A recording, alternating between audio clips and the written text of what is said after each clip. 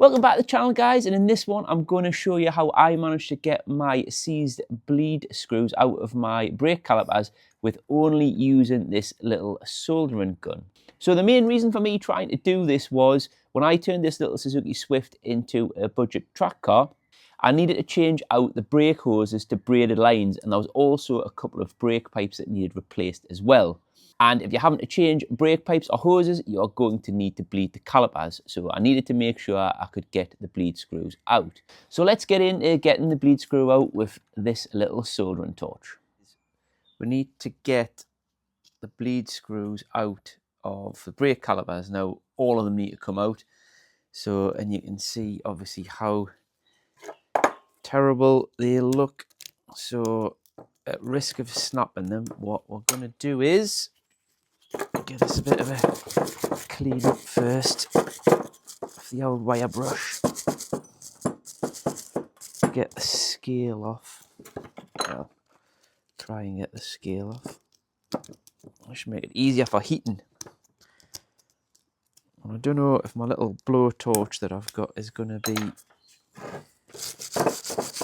enough, but we'll give it a try and see what happens.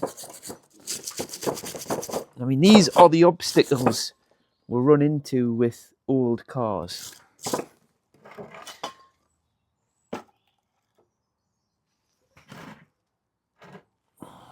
Right, so I think it should be a 10, but I don't know whether that's gonna. I've got a 9 out as well, because I think that's quite quickly gonna give in on there. I've got them two ready. I think what we'll do first is we'll just try and heat the actual. I'll spray a bit of WD on around the threads, and we'll heat the actual bleed screw itself up first in an attempt that hopefully that'll expand it in the caliper, and then obviously when it cools down it'll kind of hopefully contract a little bit. So we'll do that first. We'll give it a good heating up. Like I say, this blowtorch probably do with a bit more heat, but it's all we've got at the minute.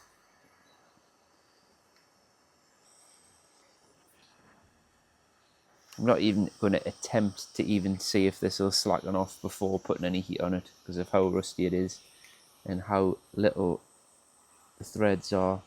Because I guess it'll just snap into the caliper, and then that's going to be a major disaster. I think these calipers, to be fair, although the discs and stuff are in bad shape, I kind of get the impression that the calipers aren't kind of seized or anything. I mean, I need to kind of do some double checking, but certainly the front ones weren't.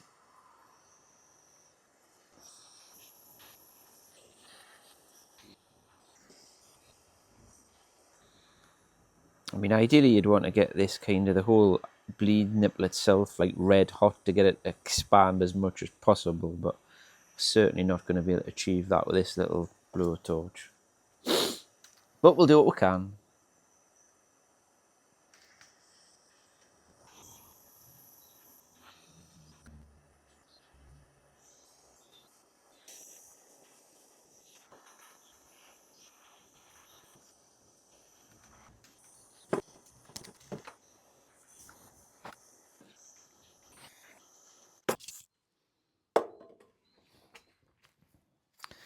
Right, I'll try and heat the actual body of the caliper now.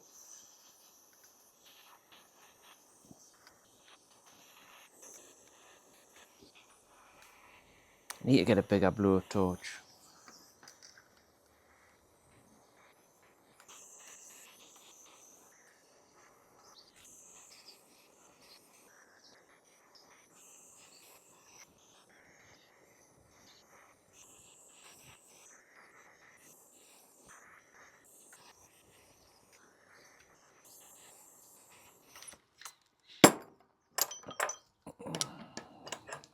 Oh, that's slack as anything already.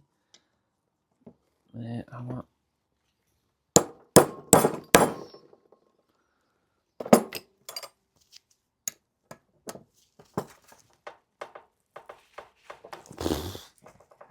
Good Lord, that's still tight.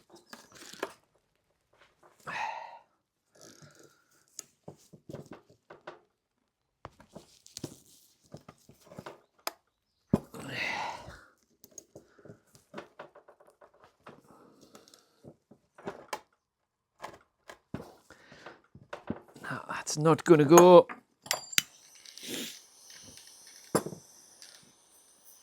Give it some more heat.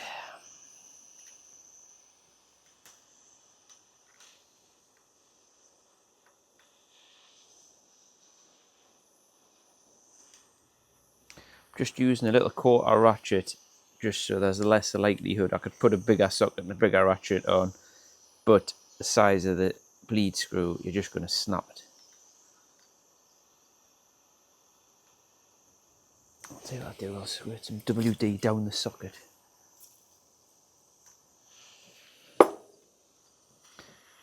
Because I cannot see the threads anymore. Well, it's just running out, but probably a bit of heat thinking on the outside, it would possibly work its way down into the threads, but might be being optimistic thinking that. Otherwise, we're just causing a fire risk.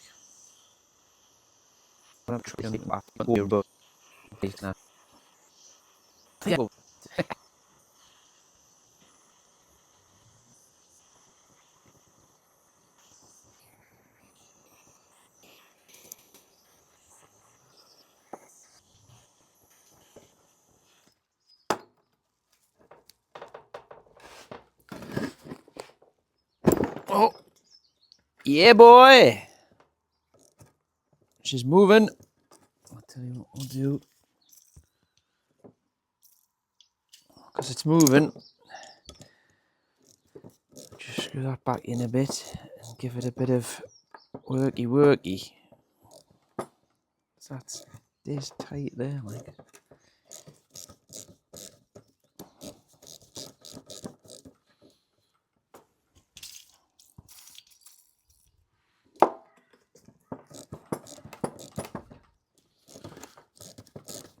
Well, I would call that a success so far. I mean, I've not got it out yet. But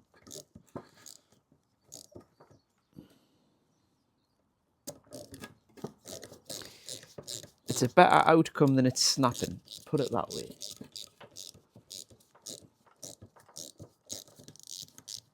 And there we go.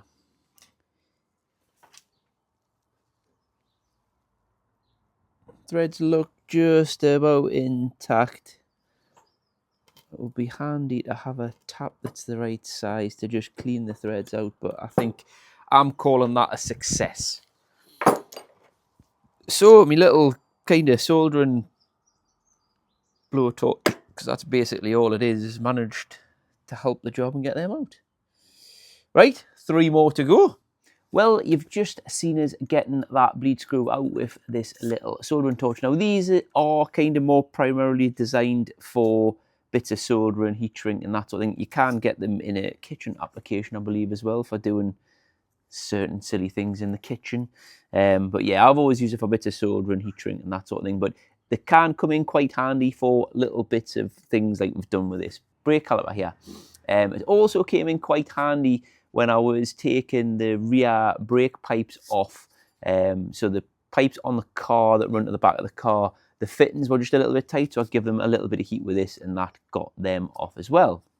So just moving on to the caliper now, obviously you can see we did give it a paint up, which you will have just seen. I haven't gone to town with a restoration on these by any means, just giving them a bit of a sort of, knock the rough of the rust off and then give them a Hammerite silver coat of paint. Now, they've been back on the car a couple of weeks now, and they look all right, to be fair. We've got some good track spec brake pads in here, and as you can see, we've got a nice brand new bleed screw.